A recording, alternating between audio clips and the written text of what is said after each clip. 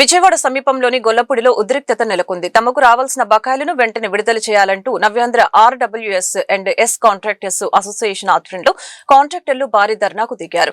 గత ప్రభుత్వం నుంచి జలజీవన్ మిషన్ పనులకి సంబంధించి బిల్లులు రాకపోవడంతో తాము తీవ్ర ఆర్థిక ఇబ్బందుల్లో ఉన్నామని వారు వాపోతున్నారు.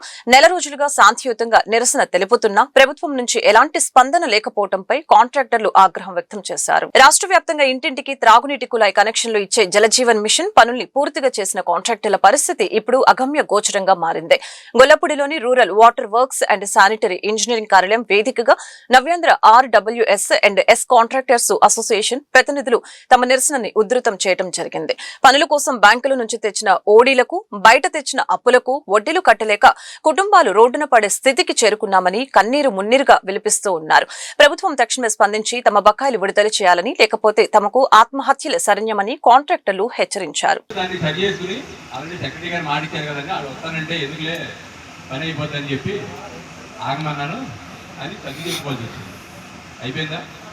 తర్వాత మన దాన్ని ఏమంటారు, పండుగ వచ్చింది. నెక్స్ట్ డే గుడ్ ఫ్రైడే అప్పుడు వెళ్ళిపోయి మళ్ళీ శనివారం నాడు ప్రోగ్రామ్ అని అనౌన్స్ చేశారు. శనివారం నాడు ప్రోగ్రామ్ అని అనౌన్స్ చేస్తే శనివారం నాడు ఎందుకండి, శని అది సెలవే కదా అని ఫోన్లు. దానికి నేను ప్రతి ఒక్కరికి సమాధానం చెప్పి, బాబు 37వ తారీఖు డబ్బులు కావాలంటే మనం 37వ తారీఖు 11 గంటలకు వెళ్ళి రావయ్యా, శనివారం ఆదివారం కూడా మనం ప్రయత్నాలు మనం చేస్తే ఏమైనా 37వ తారీఖు డబ్బులు వచ్చే అవకాశం ఉంటుందని అందరికీ అడిగిన ప్రతి ఒక్కరికి సమాధానం చెబితే అప్పుడు బయలుదేరి వచ్చారు. బయలుదేరి వచ్చిన తర్వాత రకరకాల కార్యక్రమాలు జరిగినాయి. 30వ తారీఖు సాయంత్రం ఇక్కడి నుంచి మీరు ఎటువంటి పరిస్థితుల్లో వెళ్ళిపోవాలని పోలీసులు మనని ప్రెషర్ పెట్టారు. అవునా? దాన్ని తట్టుకోవడం గురించి నేను సొల్యూషన్ వచ్చే వరకు ఇక్కడి నుంచి కావాలని చెప్పి నాకు వెళ్ళి కింద కూర్చున్నా. ఎందుకు కూర్చున్నాను? నా పనిషెడ్ మంది కూర్చున్నాను. కూర్చున్నప్పుడు ఎంతమంది ఉన్నారు? 200 మంది ఉన్నారు. నేను లేచేటప్పుడు 60 మందే ఉన్నారు.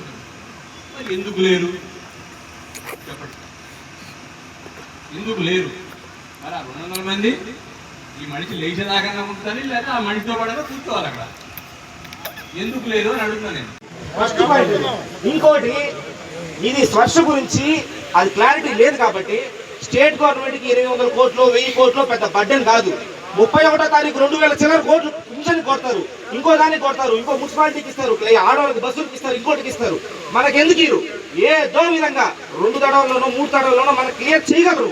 మనం వెళ్ళి మన ఏదో ఒకటి అంటే అదొక క్లారిటీ, మనం ఏం చేయాలనేది వాళ్ళందరికీ మన బాధ చూపించి ఇంతమంది గోడును చూపిస్తే ఖచ్చితంగా పేమెంట్ వస్తుంది, స్పర్శ వస్తుంది, 3 నెలలకు వస్తుంది, తర్వాత డబ్బులు వస్తాయి, తర్వాత రెట్రోఫిట్. ఇవన్నీ వేస్ట్ అండి.